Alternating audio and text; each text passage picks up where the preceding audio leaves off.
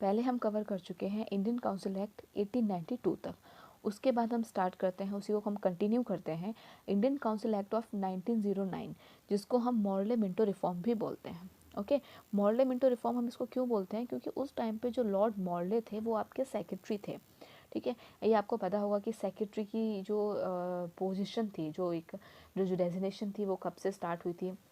मैंने आपको बताया था कि आफ्टर 1858 जो आपका क्राउन रूल आया था, उसके बाद आपका सेक्रेटरी की जो पोजीशन थी वो स्टार्ट हुई थी। ठीक है, तो लॉर्ड मॉर्ले कौन थे? लॉर्ड मॉर्ले उस टाइम पर सेक्रेटरी ऑफ इंडिया थे, जिसको हम सेक्रेटरी ऑफ स्टेट भी बोल सकते हैं। ठीक है, और जो लॉर्ड मिंटो थे वो कौन थे? आपके उस टाइम पर वाइस रॉय थे। तो इन दोनों के नाम के साथ ही हम उनको बोलते हैं मॉर्ले मिंटो रिफॉर्म या फिर इंडियन काउंसिल एक्ट ऑफ 1909। तो इसका जो हम फीचर्स की हम बात करते हैं, तो फीचर्स में जो आपके फर्स्ट जो इम्पोर्टेंट फीचर है वो क्या था कि इसने क्या किया, ये जो आपका 1909 का एक्ट था, उसके थ्रू जो आपके इंडियन काउंसिल था, तो Indian council both central level पे भी और प्रोविडेंशियल लेवल पे भी, दोनों पर ही उन्होंने उसके जो मेंबर्स थे उनके नंबर बढ़ा दिए। ठीक है, इसका मतलब कि जो सेंट्रल पे जो पहले 16 मेंबर हुआ करते थे, अब 16 की जगह 60 मेंबर्स होंगे। ठीक है, तो सेंट्रल लेवल पर जो आपकी लेजिस्लेटिव काउंसिल थी उसके मेंबर तो 16 से बढ़कर कितने हो गए? 60 हो गए। लेकिन जो प्रोविंशियल जो लेवल थी, जो प्रोविंशियल जो लेजिस्लेटिव काउंसिल थी, उसके मेंबर्स यूनिफॉर्म नहीं थे। रीज़न ये था कि जो हर एक प्रोविंस थी, तो प्रोविंसेस जो थी वो आपकी वेरी करती थी। ठीक है, वहाँ की पॉपुलेशन के अकॉर्डिंग। तो इसलिए उन्होंने सेंट्रल का तो उन्होंने एक डेफिनेट रखा कि इतने मेंबर होंगे, लेकिन जो आपके प्रोविंसेस थे उनके जो मेंबर्स होंगे लेजिस्लेटिव काउंसिल में वो यूनिफॉर्म नहीं थे। ओके, सेकंड इंपॉर्टेंट पॉइंट क्या था कि इसने क्या किया, जो आपकी सेंट्रल लेजिस्लेटिव काउंसिल थी उसने एक ऑफिशियल मेजॉरिटी को रिटेन किया, लेकिन ये जो प्रोविंशियल जो प्रोविनेंसेस थे उस पर नॉन ऑफिशियल मेजॉरिटी थी। मतलब सेंट्रल लेवल पे तो आपकी ऑफिशियल मेजॉरिटी होगी, लेकिन आपकी अगर मैं बात करती हूँ प्रोविनेंसेस के लेवल पे, तो जो आपके प्रोविंसेस होंगे उस पर कोई ऑफिशियल मेजॉरिटी नहीं होगी। ओके, जो थर्ड पॉइंट है वो आपका क्या है कि इसने ना कहीं आप देखो तो इसने एनलार्ज कर दिया डेलिब्रेटिव फंक्शंस। अच्छा, आपके डेलिब्रेटिव फंक्शंस मतलब क्या है, ये हम पहले पढ़ चुके हैं कि पहले यहाँ तक आपको अलाउ किया गया था कि आप बजट के ऊपर क्वेश्चन कर सकते हो। ठीक है, अगर कोई भी बजट से रिलेटेड क्वेश्चन है तो आप पूछ सकते हो। इंडियन काउंसिल एक्ट 1892 में ये किया गया था, लेकिन और भी आपको राइट दिए गए कि सिर्फ बजट पे नहीं, आप और भी कोई सप्लीमेंट्री क्वेश्चंस पूछ सकते हो, आप रेजोल्यूशन को मूव कर सकते हो बजट से रिलेटेड। तो ये सारे ही जो आपको राइट मिले वो कब मिले? 1909 के एक्ट में। ओके, तो नेक्स्ट जो है वो है आपका कि for the first time Indians को एग्जीक्यूटिव काउंसिल, मतलब पहले आपको लेजिस्लेटिव काउंसिल में तो आपको याद होगा 3 मेंबर्स हमारे इंक्लूड हुए थे, मतलब 3 मेंबर्स हमारे इंडियंस जो है वो मेंबर बने थे। लेकिन अब जो आपका 1909 था उसके थ्रू आपके एग्जीक्यूटिव काउंसिल में भी हमारे जो इंडियंस थे उनको इन्वॉल्व किया जाने लगा। तो फर्स्ट ऐसे इंडियन जो थे वो थे सत्येंद्र प्रसाद सिन्हा। ये फर्स्ट लॉ मिनिस्टर बने थे, जब first law member, my bad. तो ये जो सत्येंद्र प्रसाद सिन्हा थे वो फर्स्ट लॉ मेंबर बने थे वाइस रॉय के एग्जीक्यूटिव काउंसिल में। ओके, तो ये आपको पता होना चाहिए। नेक्स्ट क्या था, मोस्ट इम्पॉर्टेंट पॉइंट हम इसको कह सकते हैं, इन्होंने एक सेपरेट, आपको बोल सकते हैं सेपरेट इलेक्ट्रोड, जो उस टाइम पे मुस्लिम्स की जो डिमांड थी उसको कहीं ना कहीं उन्होंने एक्सेप्ट किया। उसके वजह उन्होंने क्या दिया, उन्होंने एक कॉम्युनल रिप्रेजेंटेशन का उन्होंने इंट्रोड्यूस किया। अच्छा, कॉम्युनल रिप्रेजेंटेशन मतलब क्या था? कॉम्युनल रिप्रेजेंटेशन मतलब था कि जो मुस्लिम मेंबर्स हैं उनको सिर्फ मुस्लिम वोटर्स ही वोट दे सकते हैं, मतलब और किसी को वोट देने का राइट नहीं होगा, सिर्फ जो मुस्लिम हैं उनको मुस्लिम ही वोट दे सकते हैं। तो इस तरह का जो कॉम्युनल रिप्रेजेंटेशन था, जो जिस सेपरेट इलेक्टोरेट की जो डिमांड थी उसके बेसिस पर उन्होंने मुस्लिम को कॉम्युनल रिप्रेजेंटेशन का एक उन्होंने परमिशन दी। तो इसीलिए हम लॉर्ड मिंटो को फादर ऑफ कॉम्युनल इलेक्टोरेट्स भी बोलते हैं। वेरी इंपॉर्टेंट पॉइंट, क्या कि जो आपके लॉर्ड मिंटो हैं उनको हम father of communal representation, communal electorate भी बोलते हैं।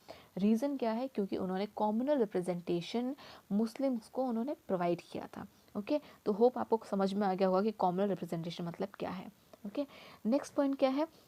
नेक्स्ट पॉइंट आपका था कि जो ये इसने अलग सेपरेट रिप्रेजेंटेशन दिया। सेपरेट रिप्रेजेंटेशन उन्होंने किसको दिया? उन्होंने सेपरेट रिप्रेजेंटेशन दिया था प्रेसिडेंसी कॉर्पोरेशंस को, चैम्बर ऑफ कॉमर्स को, यूनिवर्सिटीज़ को और ज़मींदार्स को।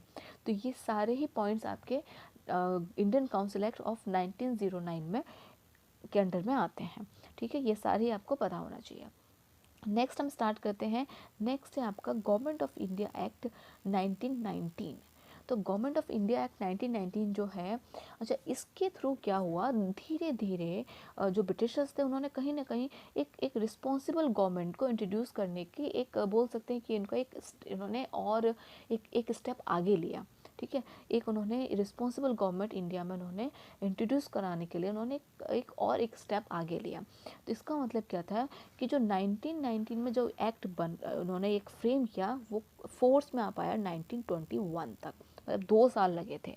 ठीक है, अच्छा इस एक्ट को जो गवर्नमेंट ऑफ इंडिया एक्ट है 1919 का, इसको हम मॉन्टेगो कैल्म्सफोर्ड रिफॉर्म भी बोलते हैं। कैल्म्सफोर्ड बोल दो या फिर हम चेल्म्सफोर्ड बोल सकते हैं, इट डिपेंड्स ऑन प्रोनाउंसिएशन।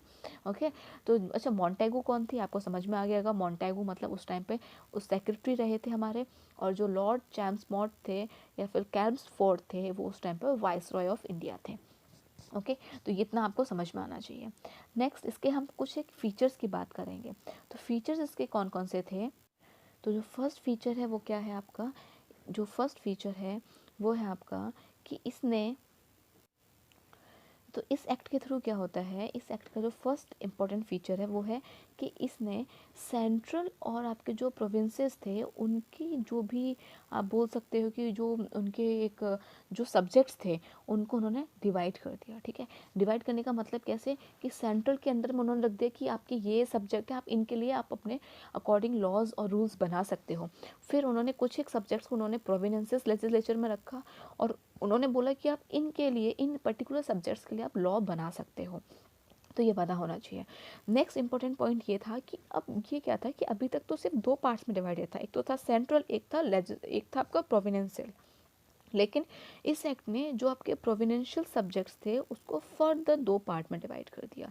तो फर्दर 2 पार्ट में डिवाइड करने का मतलब एक को बोला उन्होंने ट्रांसफर सब्जेक्ट, एक को बोला उन्होंने रिजर्व सब्जेक्ट। तो ट्रांसफर सब्जेक्ट मतलब कि ट्रांसफर सब्जेक्ट वो सब्जेक्ट थे जो कि एडमिनिस्टर मतलब जो कि कंट्रोल कौन करेगा आपके, वो गवर्नर करेगा। Governor with the help of या with the aid of minister of council. ठीक है, तो ये होगा। और जो आपका जो रिजर्व लिस्ट होंगे मतलब जो रिजर्व सब्जेक्ट होंगे उसको कौन कंट्रोल करेगा, वो करेगा आपका governor with the help of his executive council. लेकिन यहाँ पे एक और चीज़ थी कि दोनों में से कोई भी एक दूसरे के जो भी सब्जेक्ट्स हैं, जो भी रिजर्व सब्जेक्ट हैं, उनमें कोई इंटरफेयर नहीं करेगा। तो कहीं ना कहीं ये देखा जाए तो ये क्या था, एक डुअल स्कीम थी, डुअल स्कीम ऑफ गवर्नेंस, जिसको ही एक दूसरा नाम दिया क्या, डायरकी। डायरकी का मतलब क्या होता है, डबल रूल। ठीक है, तो ये देखा जाए डबल रूल तो था ही कि एक ट्रांसफर लिस्ट हो गई, एक आपकी रिजर्व लिस्ट हो गई, दोनों को डील अलग अलग कर रहे हैं। तो ये डायरकी का था। लेकिन ये एक्सपेरिमेंट जो था वो बहुत बड़ा एक अनसक्सेसफुल एक बोल सकते एक फेलियर था। ओके, तो जो थर्ड आपका इंपॉर्टेंट पॉइंट है वो है इसने फर्स्ट टाइम एक बाई कैमरलिज्म या फिर जिसको हम बोलते हैं डायरेक्ट इलेक्शन को उन्होंने इंट्रोड्यूस किया। अच्छा, बाई कैमरलिज्म तो अभी भी है हमारे इंडिया में, ये आपको पता होगा। बाई कैमरलिज्म मतलब क्या हो गया, एक अपर हाउस है और एक लोअर हाउस है ना। अपर हाउस को क्या बोलेंगे, काउंसिल ऑफ स्टेट बोला।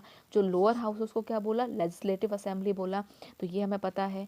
अच्छा, इसमें भी क्या था, अच्छा यहाँ पे मैंने आपको एक बात बताई कि ये by cameralism plus direct election. Direct election मतलब ये तो फर्स्ट टाइम सुनने को मिल रहा है। तो डायरेक्ट इलेक्शन मतलब क्या था कि बाइकैमरिज्म तक तो हमें समझ में आ गया कि जो बाइकैमरिज्म मतलब कि 2 लिस्ट में डिवाइड किया, क्या क्या, एक अपर हाउस हो गया और एक आपका लोअर हाउस हो गया। प्लस इन दोनों के जो भी मेंबर होंगे वो डायरेक्टली इलेक्टेड मतलब डायरेक्टली इलेक्ट होके आएंगे। ठीक है, तो डायरेक्ट इलेक्शन का आपका एक नया फीचर ऐड होता है बाय 1919 मतलब गवर्नमेंट ऑफ इंडिया एक्ट 1919 के थ्रू।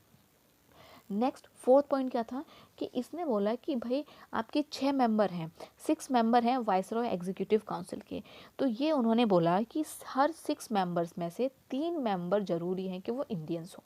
ठीक है। तो 6 मेंबर हैं टोटल वाइसरॉय की काउंसिल में, लेकिन उसमें से मिनिमम 3 मेंबर का इंडियन होना जरूरी है, जिसमें ये बोला गया कि कमांडर इन चीफ जो होगा वो इंडियन नहीं होगा। कमांडर इन चीफ को छोड़कर बाकी के 3 मेंबर होंगे वो आपके इंडियंस होंगे।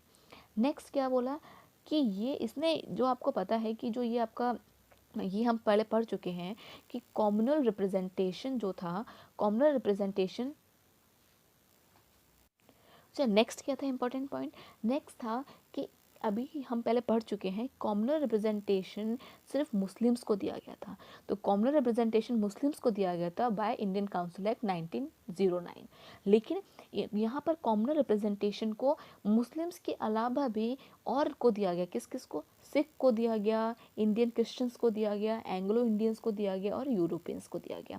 मतलब अब कॉम्युनल रिप्रेजेंटेशन को उन्होंने और बढ़ा दिया, एक्सटेंड कर दिया। ओके, नेक्स्ट क्या था कि यहाँ पर ना एक जैसे मैंने आपको बताया था कि यहाँ पर एक इनडायरेक्ट इलेक्शन की बात की गई।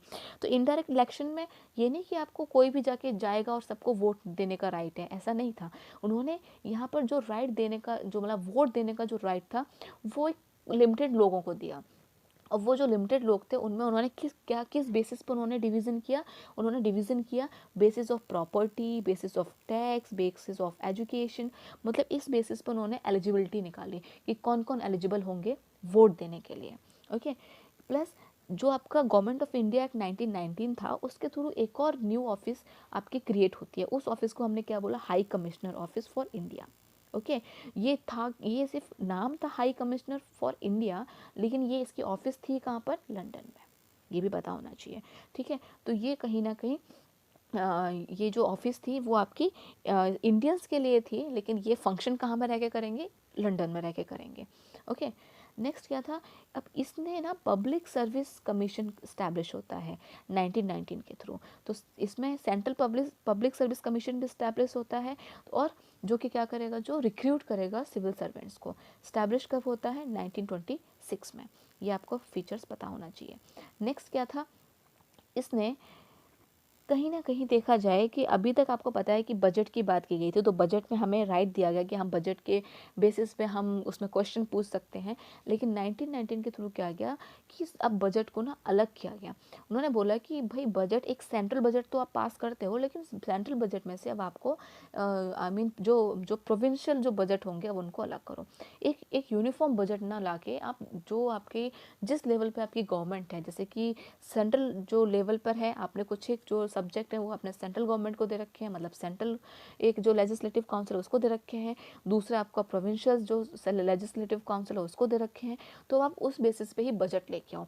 तो बजट का जो डिवाइड था, जो डिवीज़न था, वो भी यहाँ पर होता है। तो ये भी पता होना चाहिए। ओके, नेक्स्ट क्या था? इसने प्रोवाइड किया एक स्टैचुटरी कमीशन, जो क्या करेगा?